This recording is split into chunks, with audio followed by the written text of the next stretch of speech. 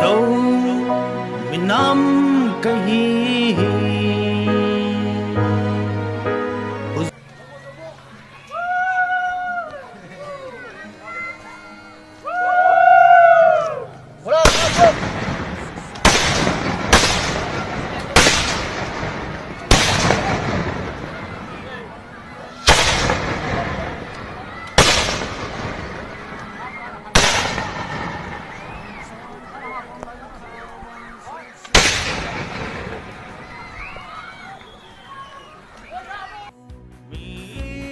cặp kia ngàn dâu mình ma to cả Syrin dâu mình in man Pawi tang to na pani min nam min ahi ke bang zun vai le le tang teng ngô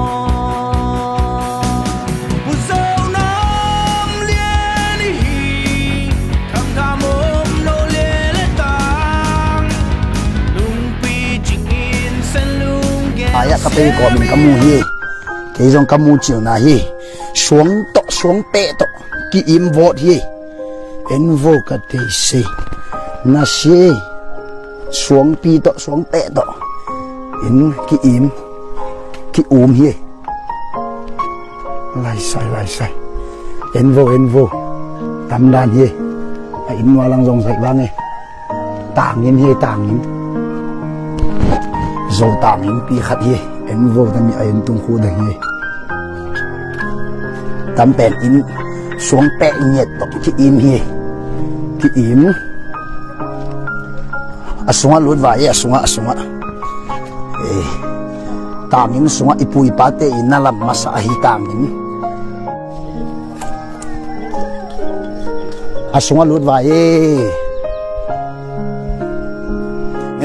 tami mun teng pen taro mun kichi hi di ipui pate na lam masa ino hi tam ho pen ni lang khono tung kichi na mun hi tam pen taro mun hi tana sin phete hoi li le ka de san li le lai map tu ve tana lên net bò khá đống lại thế này anh số nào vài mìm số nào vậy nị thùng ly ngà gỗ say kiết tao mày nị ly gỗ na xê tâm bèn ipui pa ten xóm anh ấy ta chiang tâm ít thùng alup sầu hi xóm zin đâu na special room ta đi pana cái cả tàu nhel vai yo xóm cả tàu na cả lì hi tâm bèn suốt bia cả keng cái quầy bánh tâm para cái cả thôi cả đấy ilung leng xóm bụi tâm mình xóm bụi xóm diện xóm tô mà pen tăng vào xóm te gì cha tâm mình tăng à gì tâm mình này in sung kilo chỉ đàn in vô đi ra mà bụi ba te ilung cất tâm đàn gì ilung sẽ sợ cái ni đang alet ya nhiệt hi en vo bai lo ding dan le tama sem tia ding bai lo di hi tam pen en vo kot hi tam pen kot gol na pen hi tam pen ichi ki hon di dan hi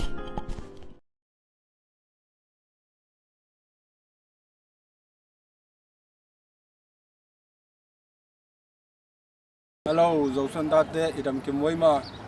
New Zealand gam sunga ke zo community lamkai pa dalpi hinge tu lai ta bolung sui pen izo ngai na ginwa khoro khangno te bolung sui hi som ni le li ni o tu ba kum tul ni la kum som ni la kum ni chengin ginwa khoro poi New Zealand na ki bol ringa to mi ki bol na thu pen zo son ta te itu ita te kum sima amang hil lo ne ingai na te amang hil lo na di nga khoro poi ki bol ring hi zo khoro poi chengin izo ngai na hi tom mong zam sial ki phit te ki jang ringa izo ngai na la zo she ki saring hi khang no lam pan san lam zo ding a stay su zo ding hi to yo chiang in an ne ton na kinai ding hi zo khuro boy bol chiang in tammi kama a hi ulien impi te jong ke han ding a let song pie na jong kinai ding hi zo khuro boy online ban sa en zo sie zo son ta te zo sie yom na che da pasenin thupa e bichet ta he lungdam Obi, number 7, number 7, thêm thang lên, thêm nữa đâu, sắp đi ra đấy, lấy ra đấy, sắp đi ra đấy, Obi, number 4 con này.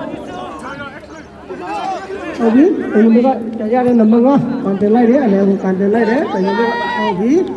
Obi, number 6, goli gopi dia, goli ga, number 6,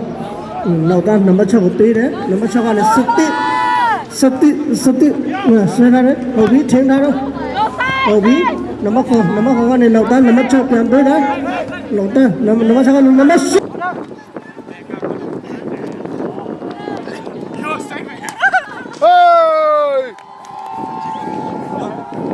Con trai con sang gì to kỳ số về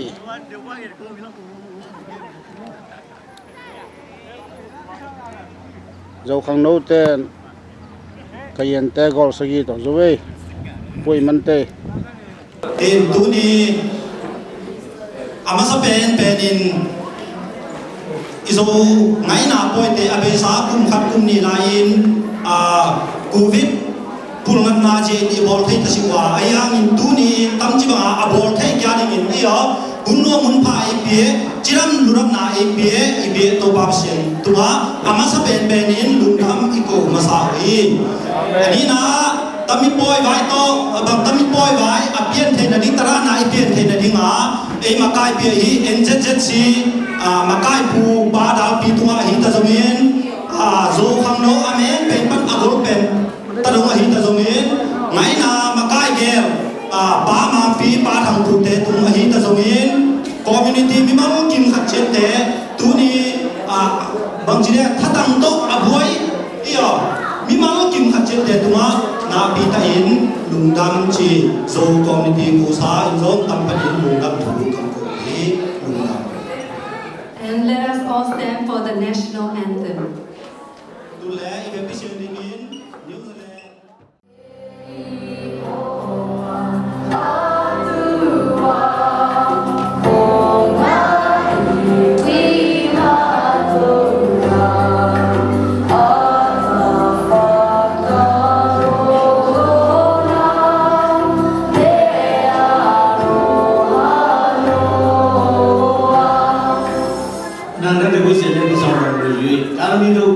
Chichen ta ap chit dong ro ap ya ro ai chichen ta ri rung lao lo cho chi ro chi ma ba le a thu ta phie di New Zealand နိုင်ငံကြောက်နေတော့တယန်တာအားလုံးတို့ဒီမိမိတယန်တာနေရာများနိုင်လေမိမိရဲ့chi ro chi mo le de shu na ma ne su dong set ka anan cha ba le so ya te ke amen.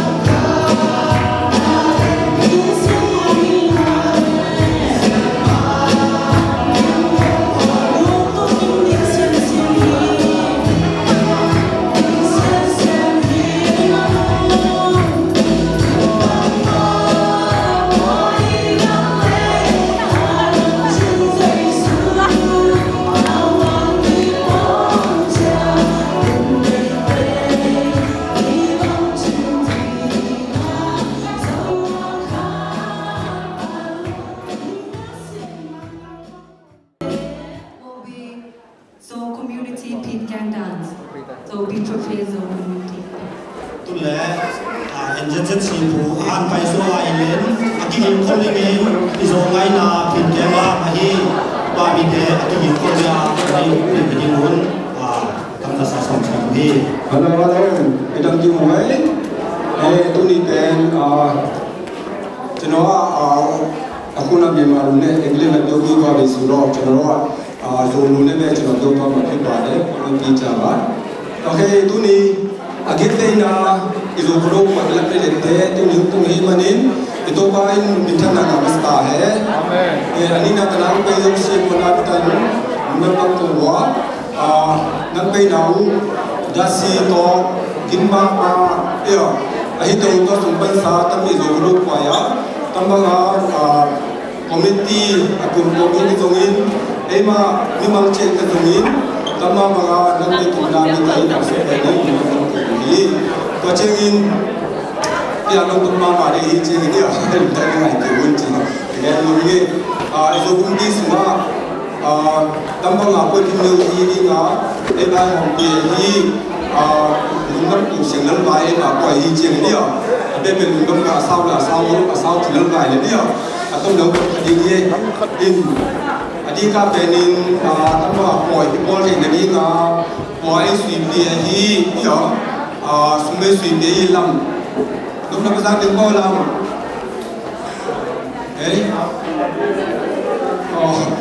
lam kut be na to mo ba ye lam kut be che ba ye ka ani na chi na ma na ko be ni na poi sui bi ni nga ma man lu bi ya e poi bi yo lam tu ba lam na se tu pa se ta ho ga chengin tamanga koi te akin na ni nga ke ko min to ni chilwa ke so na bang ma ke je ki den kam le kun ni ting yo bom sai go ki de chang ma yo to te kun be na mo kya ba le ka chengin ane u be ding ko na ta lung dam gen ga so ba len ka chinom na adi ka be community semua bang song dia tu ni la wa ta mai gam ta che na ni mi ta mi ta nga hi ai ta mai la mo zo ta mo ga thu ki mang jin je ma da se che yo ta mi la mi ma ma ing ka che in kum ye sung ton tung la ai ma kai hi ba ma pi le ba chang ko tu yo ndam ko na ta ku be la we ABC đã là anh hùng nó đi à cũng biết số nó làm cái ngã thầy mà lối cha ABC đã anh hùng anh hùng là luôn cái biết lâu à mà nhìn anh vận tải ở na đi tận đón in để giống xia các bạnที่บอกถึงเชียงยินcommunity จีขัดเป็น community แบบคนมาใหม่ community involved แบบคนมาใหม่อันนี้ตัวน่าไอ้เสียก็มี community บางมากล้าตรงนะขั้นตรงนะองค์ที่หลงไอ้ตัวอาศัยได้น่าเสียเชียงอ่ะมันขังตรงแบบนี้มันนี้tu ni committee semua amin kangen sebangin committee semua ada sen zosi tambah mai lam na tambah isep tau tu le pasal tu pai pasal sem ni nga te bung khara na isep pun le on le nga nak be to yong khang tau bi te be to khang tau lo ai to be bin isep pun chiang in pasal tu pai bi ni nga izo committee te khang tau sem sem ni mi manin mai lam na yo na sem tun che Pawi kuni tanah be yo siya ko na ta lungdam ko ngin abe begen ja cha begen siang ta hi chengin kami ting to ake again nu ngin tanah be zo siya da sa kom na na zongin lakin na zo siya ita zongin pasien ni na tum ya ta we chi kin tam teng zo ni sa to me gen no kalungdam ngai na te chi ama zong ama kai pa ma hi ba mai la mo na zong to kwang chi na mo na tu pa And now we will have a cultural dance from Zo community Pip and dance. Tu le Zo community Zo ngai na lam idinga ka lo chengin solu pia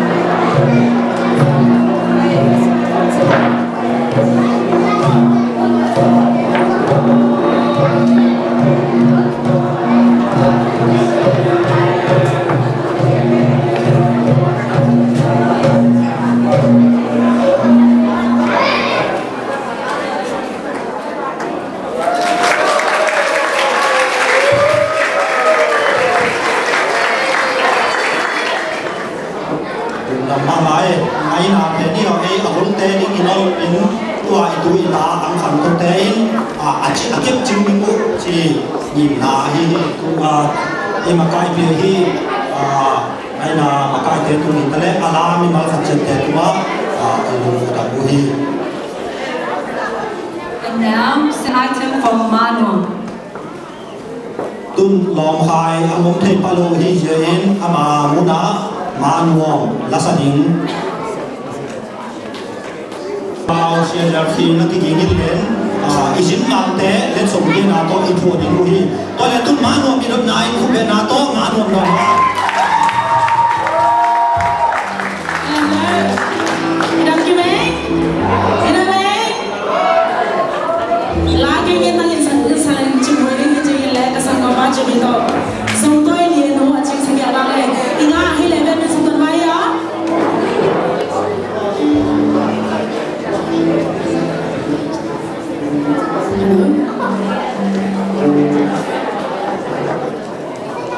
Hello.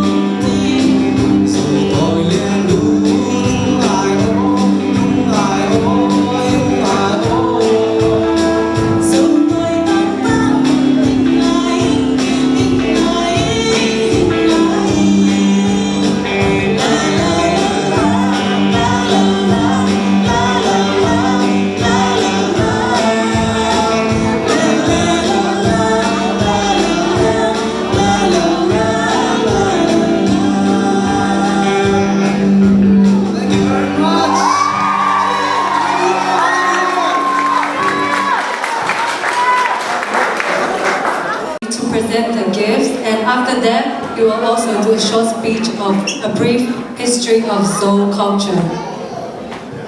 ตุลเลอิสินมาเตเลือดสมเปียนาอินในดินว่าตัวเราเจ้าอินตนาอิโซไงนาตามผู้ฮีเสียปาวินอาบ้านหิงสมสัวดิงฮีอาเจเลือดสมให้เปียดิงอินเสียนูมันไงและนูบุงโกเนียงอังไปตัวเล่นลีอาดินาบินนี่อังไปตลกฮีเสียอินมีนี่อังไปเล่นตัวเจ้าอินไงนาปุตตะเกลง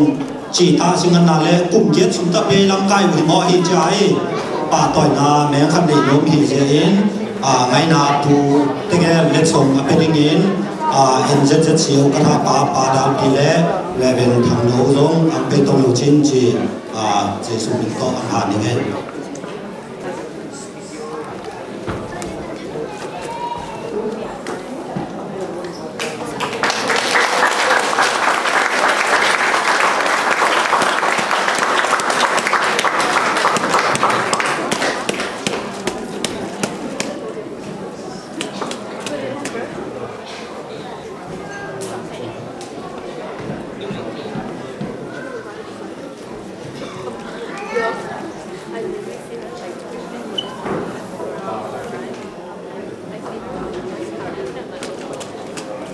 Phil, please.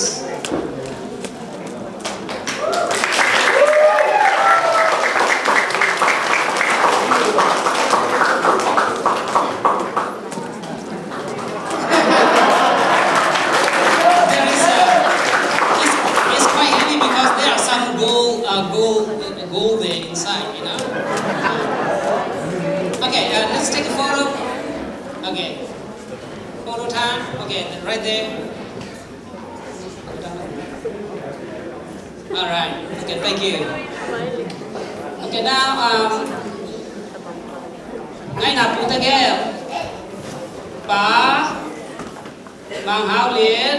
lệ bà xuân cốp về kia luôn view.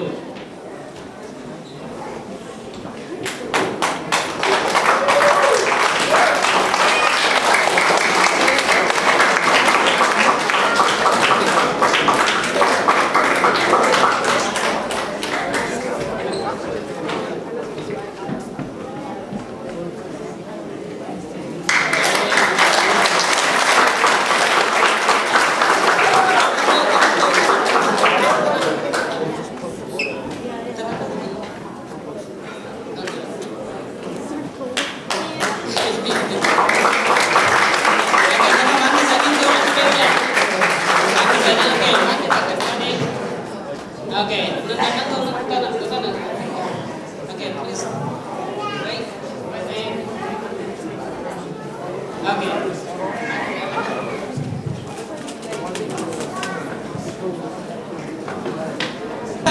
You may have words. Hello, Zoe community. How are you? I've missed you. Yeah. It's been 3 years and I'm so happy that you're back here in my community in Te Aratu, at the Te Aratu South Hall. Since we last met, there's been a global pandemic. Well, we survived that. We came through it pretty well. Also, in February last year, there was a military coup in Myanmar. And I want to acknowledge that today. And I want to acknowledge Tin Mama from the Movement for Democracy in Myanmar, who's here today. I want you to know that the government of New Zealand condemns unequivocally the destruction of democracy in Myanmar. We call on the Tatmadaw, the military regime in Myanmar, to stop immediately the violence against the people of Myanmar. And we call for the restoration of democracy. Now, we don't recognise the military regime in Myanmar. And a few weeks ago, in my responsibility as Minister of State for Trade and Export Growth, I was at a meeting of trade ministers in Cambodia with the ministers of trade from all of the ASEAN countries, and Japan and the Republic of Korea and Australia. And I sat next to the minister from Myanmar. And in the meeting with all of the ministers, I said that New Zealand condemns the violence against the people of Myanmar, and in particular, the execution of 4 democracy activists, which happened recently. And the minister from Myanmar was sitting right next to me at the table. So I want you to know that the New Zealand government is speaking up internationally about the need for democracy to come back to Myanmar. The only other thing I wanted to say to you today is that I think this Harvest Festival, the celebration of your culture and identity as Zo people, is so important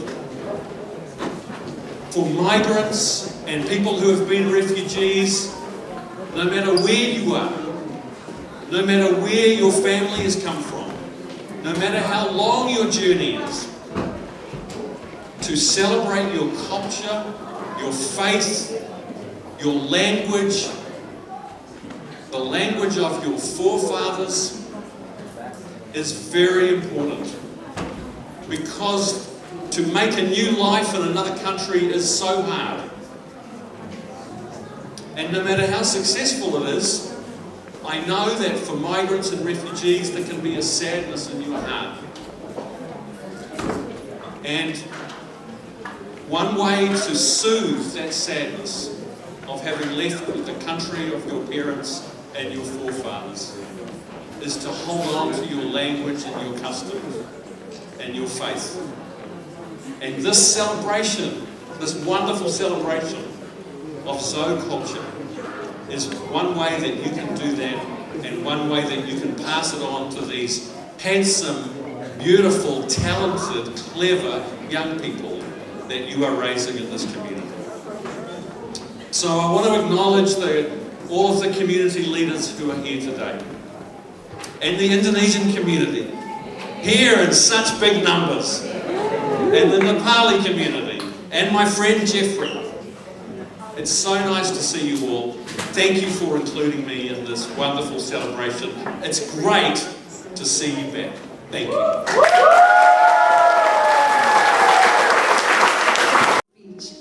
And now, for those of you who are not aware, Phil has been supporting Zo community since the beginning, and we are very grateful for you, Phil.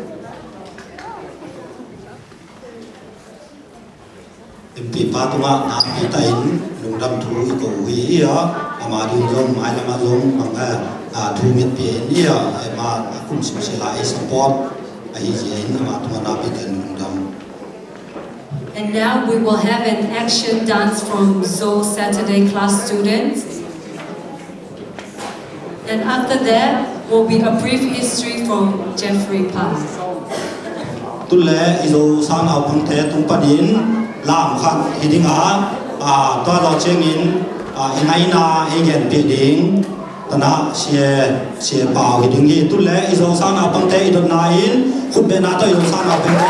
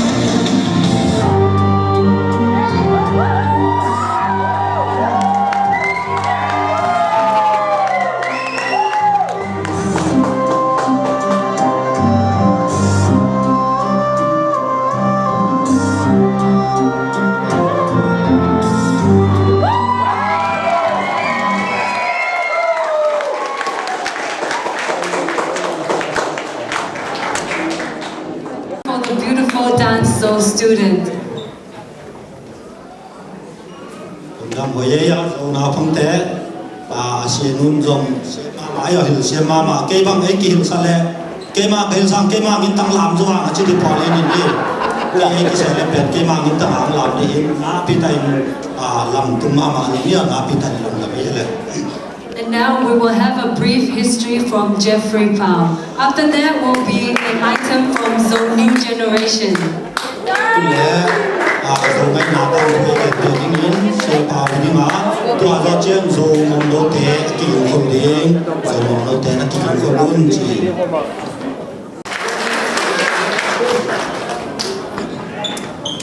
Hello everybody, how are you? Bye-bye. Yes, thank you for coming and supporting our Zone community. My speech, the theme of my speech, which is only 2 hours, I think.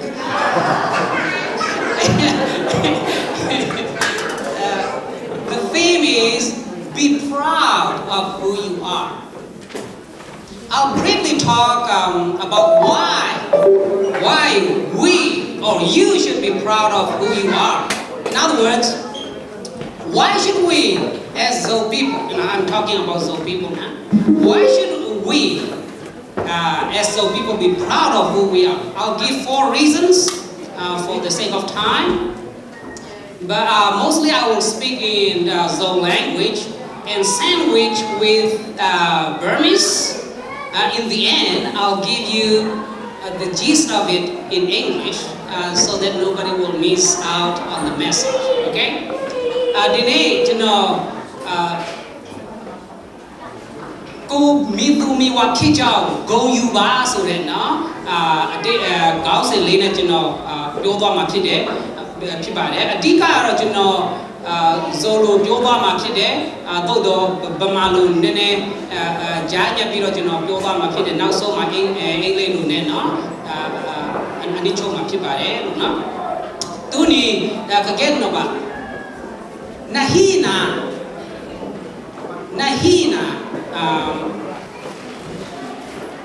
proud jina jenga zohamin to be sign jino na taji go you ba ya go mi tu mi wa phit de phit de ko go you ba ya to twa mi nge no mi nge to le ihina why should you be proud as a Zone? Bang ding a Zone ihina ki phat sa bi ni ki phat sa je a hoi lo la mi lo win ya bang ding a ki phat sa hoi ya ki phat sa bi hoi ji tho ye a chet li hình gen ba nge in number khat Zone ihina I am tan bi ni a se ben number khat ba nge ji le e ho ben tam thu nei de hi tam thu nei de hi I tam thu to min gen le a sao in gen ding tam pi khanom kinan le I bui ba khanga ki pan tam thu to kinung ta a hi zia e ho ben I hi na Zone I hi na ben ang tan le ki pat sa zoom bi ku lo hi ji thu number ni na ai hon ngay na kitchen ngay na kip te ne yo lai nei si nan le ni dang in lai isim te ben kum za ho ban tu kha sa ko so phat kim nai ho lai ki sim te ki a te ban kin tua hinan le tua masang pe a be I ngay na de I tam thu te ben kam to thu to na ki chem de la to na ki chem de to je bu pa ten thu in la hi ya la in zong thu hi tam thu kha na ki kim sa na ni ngin la au de to mi to kim ya in to je ai ma ngay na ki te ne tun isola ho bang ben ma to be ma ben ni dang ho in lai ho ki thei lo hi ta che nga lom ki ngai ho bang ben ama กี่เกนตัวอินลาตัวกี่เกนนะจีต่างทุกขั้นตอนต่างทุกขั้นตอนบังเกนเองจีนี่อ่ะอาโกลุ่นเป็นไงโลมามาตาอาโกป้าเป็นไงโลมามาตาฮิตาเชียงอ่ะนี่อ่ะลาไปเชียงเลยกระตุ้นวดงอกระซัววดงอกระตุ้นวดงินกระซัววดงินเขาเข้าตีบังเกยฮงละเบลอ่ะตู้แค่บางทีเลยเป็นอามาอากีจงนอนลงอาปะเวตาตะจี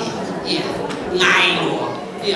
กันตุนมาดงกันหูมาดงกินกันว่าเราจะเจกินเกยต่อจีแต่ต่อแต่ละตาหนึ่งหมดตะจีกันจีนอมนะอีไงนะอีโซลาต่อตัววันเนี่ยลานะเก็บไปเสียจีนอมนะไงนะอันนี้ไงนะเก็บกินไอ้ตัวฮิเซนอีฮีน่าเป็นซุ่มบีอีกสักตัวเจ้าอัฐุมนา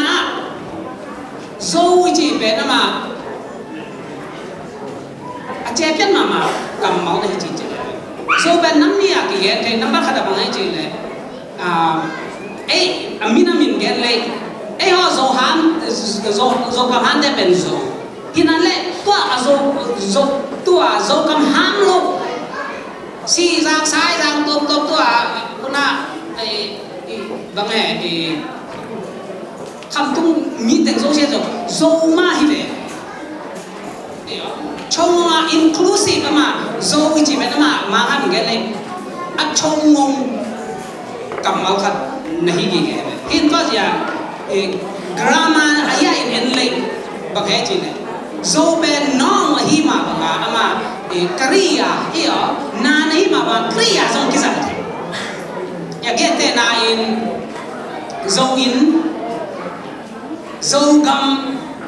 ichi ho ta che ma ben ma agam le ain ben apo pya ben zong win ama bang he a modifier ji be ji ama ha mi toi che na zong ji ben ma a thu cha ma khat le bang he a chong ngông cầm máu khát ý chỉ tòa bị thấy những tòa trên alina và nghe chỉ là dâu ý na bên dâu ý na bên tamai akip tung to na kinh ha to trên ngàn upadi tung to na dâu om ta chỉ nôm na imin nam min bên minam mi mo he chi hi be lo kum bi kol gam kum bi athia mat piu tun kol gam tang thua en le bang he chi le ta khong si yen ben kol gam tang thua li ve na ki kau ve to li ve la tu kha sa ko so dum la kha din ta kau sen khat ve ki kau ma ka de un la to su ma zo chi ben na ma ta khong minam kha da na ki tan ma to ma ka de som se ki le thum sociality lan se party het to na zong sociality lan se pa kum pin en na ti ma pe som tu kha sa ko som ge le thum ku ma za zo to mi ma to che nau song tu ni le som le li ku tu ni le som le li ku ma e ki ti man na zo hi na mi nam ta khong sien bang 421 to ja for hatin ko zo 421 ji ji ben to mi chi nom na kum pi ati man upadi tung to na ki nga tang thu tung to na ki nga minam hi chi tu chi okay chino pyo jin ne nam ati check up ba le so ro chino ro zodiac number 1 ka samai sima ne samai chi de lu myo de phit de era jaw we can be proud of number 2 chino ro ma khai ma de no yo ya yin ji mu de shi number 3 je ka zo sura ka chino ro toro le ko chong ngong de sa sakalong phit de no zo sura ni ya ma po pyo nan phit tada a phit chi me so nan phit de lo kriya nama witi tana ni le ne to lo ya de ku ma zo gam zo len so yin zo ka kriya sorry adjective phit twa na so a de be ka academically no chino ro zo sura ka no sakalong ka toro le ko chong ngong de no sakalong phit de no number 4 che ka ba le so ro chino ro ye identity bo no အဲ့ဒါကစစ်မှန်တဲ့သမိုင်းပေါ်မှာအခြေခံတာတက်မဟုတ်ဘူးကျွန်တော်တို့ဥပဒေအရလည်းကျွန်တော်တို့အသိအမှတ်ပြုထားတဲ့လူမျိုးဖြစ်တယ်ကျွန်တော်တို့မြန်မာနိုင်ငံမှာနော်မြန်မာနိုင်ငံမှာနေထိုင်တဲ့တိုင်းရင်းသားလူမျိုးတွေဆို100ကျော်ရှိတယ်အဲ့ဒီ100ကျော်ထဲမှာကျွန်တော်တို့စိုးဆိုတာလူမျိုးတစ်မျိုးအနေနဲ့နော်အစိုးရဆက်ကနေပြီးတော့နော်အသိအမှတ်ပြုတဲ့နော်မှတ်တမ်းတင်ထားတဲ့လူမျိုးဖြစ်တယ်အင်္ဂလိပ်တွေခက်တဲ့ကကျွန်တော်တို့သကောင်းစီမြန်မာသမိုင်းမှာ၄ခါကောက်တယ်နံပါတ်1ကအင်္ဂလိပ်တွေခက်မှာကိုလိုနီခက်မှာ1931မှာတစ်ခါကောက်တယ်အဲ့ဒီအချိန်ကလေးကဇုံလူမျိုးဆိုတာသူတို့အသိအမှတ်ပြုထားတာဖြစ်တယ်နော်ဆိုလမ်းစဉ်ဆိုရှင်လမ်းစဉ်ပါတီခက်တော့က1973မှာတစ်ခါကောက်တယ်ပြီးတော့1983မှာတစ်ခါကောက်တယ်နောက်ဆုံး2014မှာကောက်တယ်နော်ဆိုတော့အဲ့ဒီသကောင်းစီတွေမှာအစိုးရအခက်အဆက်ကကျွန်တော်တို့ဇုံလူမျိုးဆိုတာနော်အတိအမှပြုထားတဲ့နော်အတိအမှပြုထားတဲ့နော်လူမျိုးဖြစ်တယ်နော်အဲ့ဒါကြောင့်ဒီနေ့ကျွန်တော်တို့ဇုံဆိုတာ we can be proud of our who we are နော်ဒီမှာခုဘယ်နာရှိသွားလဲOkay, 7 minutes so just to summarize, why should we be proud as Zoe people? Number one, we can be proud of who we are because we have a proud history. And number two, we have enduring culture and tradition. And number three, the term Zoe is a very inclusive term. It can be used as a noun, it can be used as an adjective. For example, Zoe land, you know, Zoe is used as an adjective. You know, Zoe clothes, you know, Zoe towel, Zoe gun, you know, and Zoe lam, Zoe dance, you see. It can be used as adjective. It is also as a noun. That is, you know, so grammatically, it is very fluid and very inclusive. And so, unfortunately, this has been politicized, and I don't want to delve into that issue. But the point is that our identity as a people is rooted in genuine history. Not only that, we stand on firm legal foundation because out of 135 legally recognized ethnic groups in Myanmar, Zoe people are one of them. And so, we not only have history, but we all stand on a firm legal foundation. So, you can be proud as a Zoe. Be proud as a Zoe. By the way, those who are here, you know, if you want to become a Zoe, please let us know. You want to be one of us. Yeah, we will enroll you and, you know, legalize that, okay, from now on, Phil is a Zoe, you know, because Zoe is a very inclusive one, so we can include you. So, but thank you for listening, and so the point is, we can be proud, you know, ladies and gentlemen, my younger brothers and my older sister from the Zoe community, we can be proud of who we are as a people. Thank you.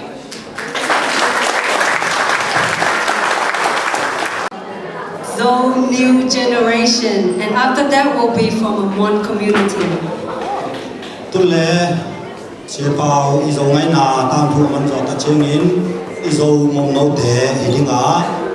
ki ing khau lingin di zo jut aka pilo si yen Mon community ma chu den bin sin pi ya pi ba yan ti pi lu ba de tuôn dầu mồm nấu thế ít đột nãy đi dầu mồm nấu thế cũng để nào to to trên vai đấy.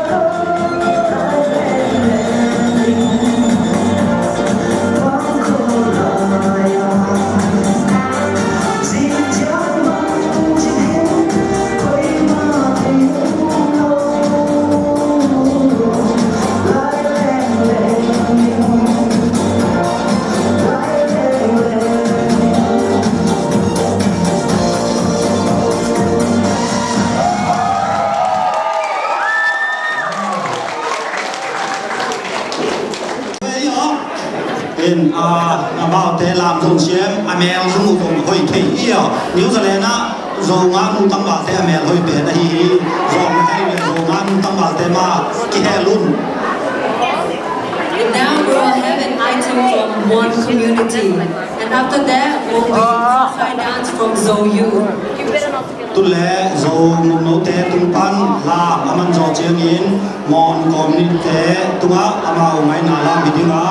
aki hin holding in zo khang no te tung pan kho khai la meeting hi.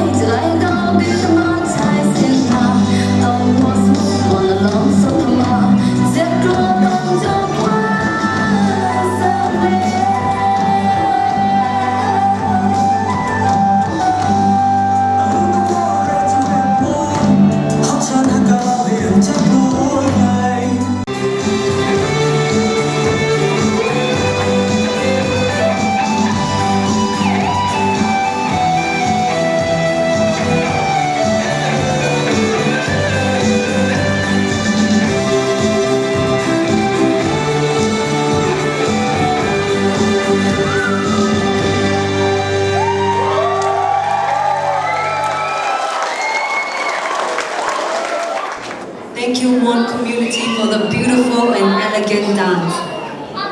Mama khu lu miu la la pa pa ten ten chua chua ne zu ya ka ne chno ro zo community ku bi ba de mon community ku thu chi yu ten ba de na no ma le chno ro khu lu miu be set le bi ba yan zo community ku sa pe ko chi ba de. And now we will have a Kho Khai dance from Zo Youth. After this will be a solo from Nao Tuong. Tu le zo khang no te tung pa din ingai na la ma hi kho khai lam hi dinga aki hin khol ling in Nao Tuong tung pa nin so lu abai san nom le chin chi tu le i zo khang no te i dot na in khut bang bai.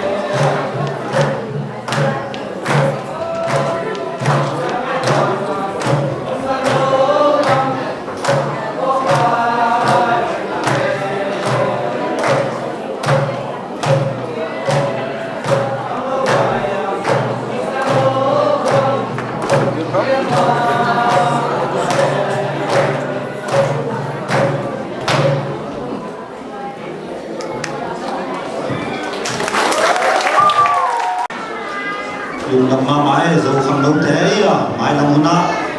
kana ita inau thế làm cái rồi xem đình in đi mang cái mặt chết tu pa cái biết đại yêu. And now we will have a solo from Nautong. After this will be from Indonesia community. They've been patiently waiting for us. Sorry for the delay. Tuân lệ cha nhân sa ma bangin Nautong tumpanin solo khadidinga toa chengin Indonesia te tumpan ngai na lam khadidingi tuân lệ Nautong idon na in khut pet na to ama Nautong.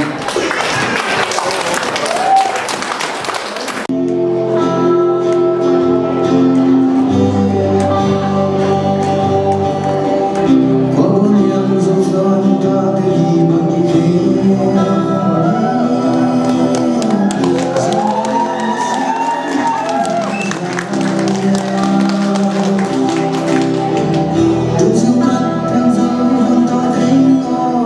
những video hấp dẫn.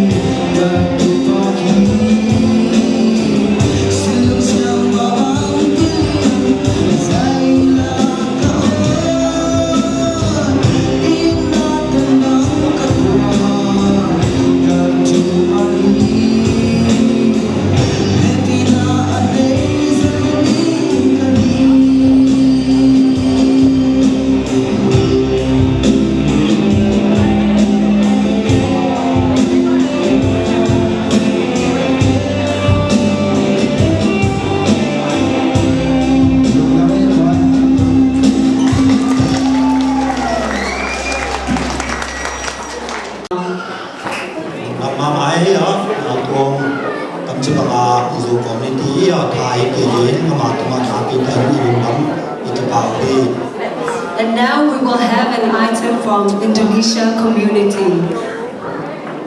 And after that will be from Zo Women Group. Tu le aja yen sama bangin Indonesia community te tumpan hidinga ati hing holdingin New Zealand zo nupi teng tumpan ia amau item hidingin aki hing holsahin eno piun tu le Indonesia te kubik nato Indonesia te gombai.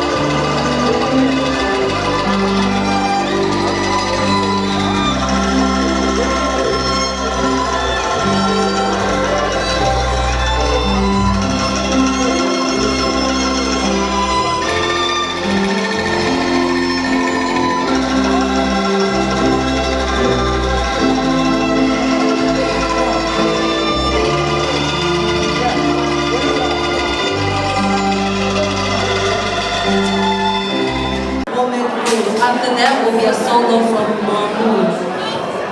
Ngày lâu ý ạ, ngày là hàm đi khát hiền hàm đi tại mù ngọc về ma mãi ạ. Hãy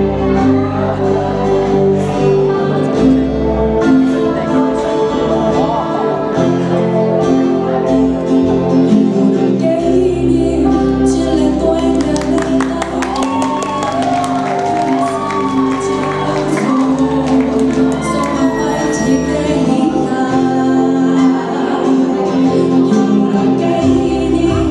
để không bỏ lỡ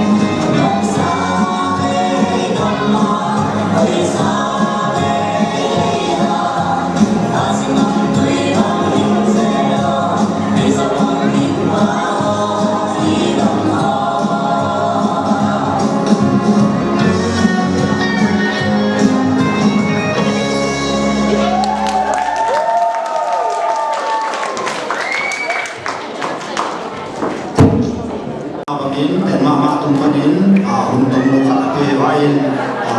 tôi là trên in iso phản nông ngày lễ đi à tung bật in ai em phát hiện ngã cái gì có sản phẩm như là chân chỉ là gì là tung tên mama đợt này tung tên nào tung tên mama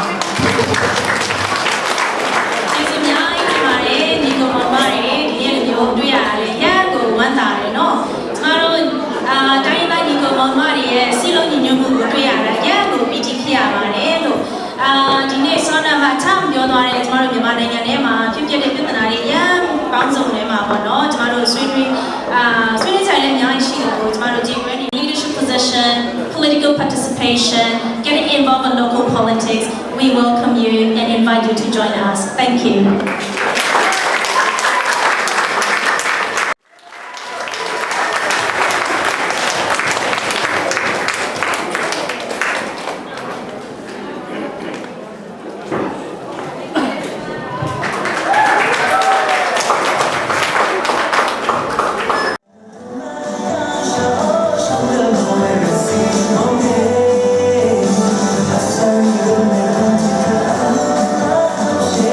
See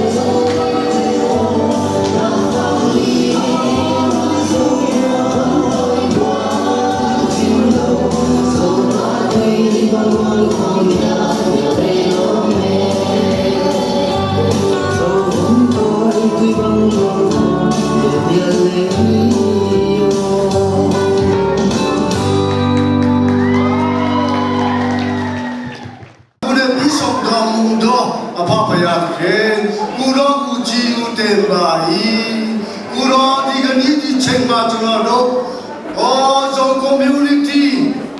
xin miêu chen chen elu o chen pa le khon ku bi lo zo ku ro na ma ku ka ba si sin bong ji ba se ku ro di boy di ma to no as assistant city le asa sa le pension di le ku ro di sa sa ku kom chi bi ta la no tra lo mu ba sa le chen ma sa le lu wa thap tai ku o ka ya kho ma bis bis lo mu ba wi nen ho le bis lo mu ba ku ro asa le kom lu kom chi bi ta la ku do mu ba e aja aja ku ro le do the ma a de kha ma khi do ji su na ma le su tong set ta wa ye ba ba ya ke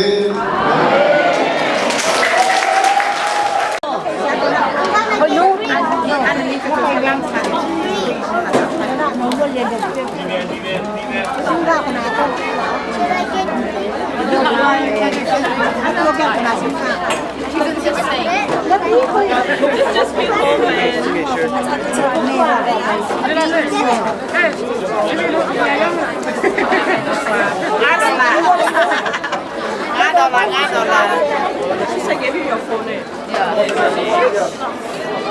Thank you so much, Auntie.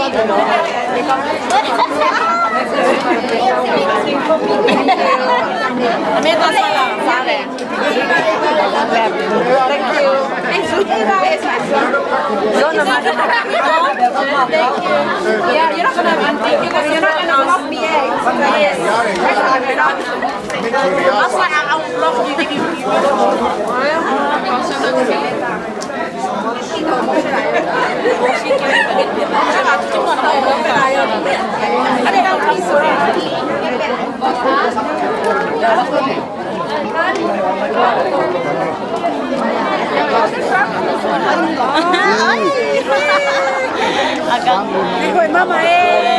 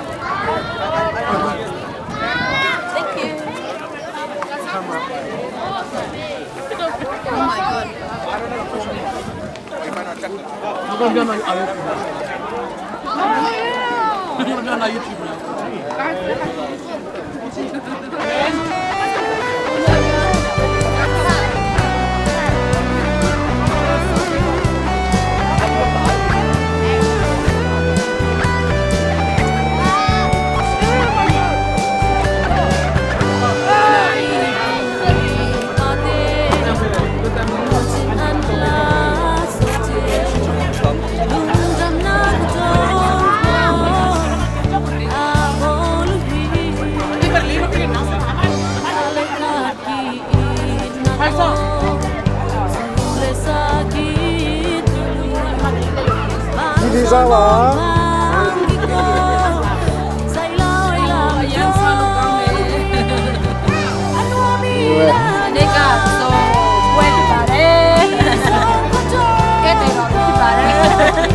Cái mô vụ, đó là xin xin.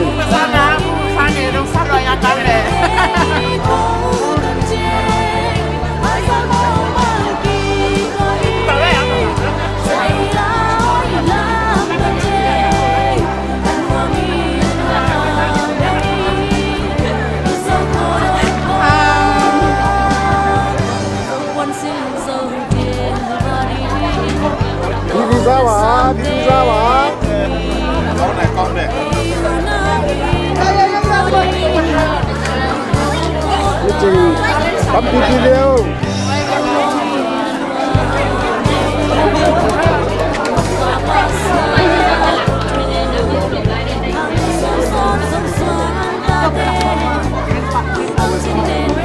Có gì?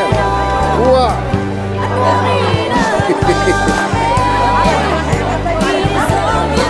Lúc còn ngàn hay đâu đi, không chơi rồi.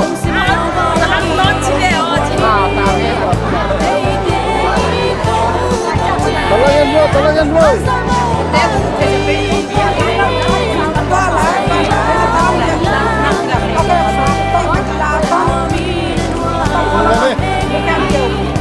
Não complica nada. Dois.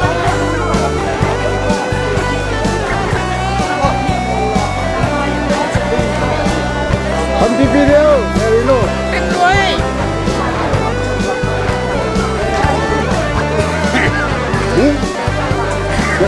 Là khu rộng mang xe. Và nó quỷ nua cái tôi cái gì.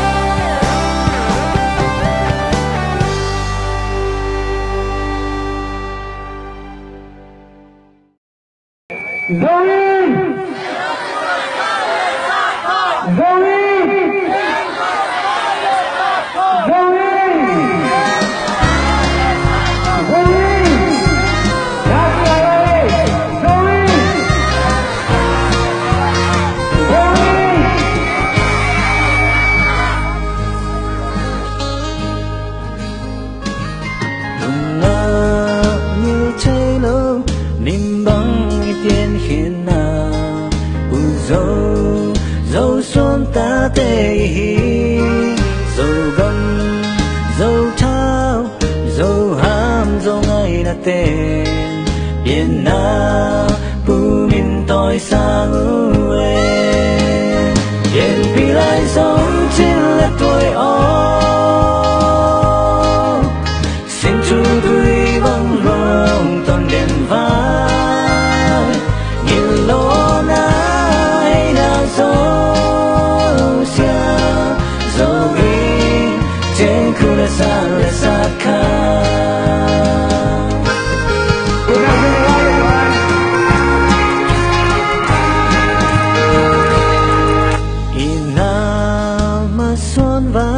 gầm lên em mà đi uzo vẫn tôi lê đã ta ngó hey na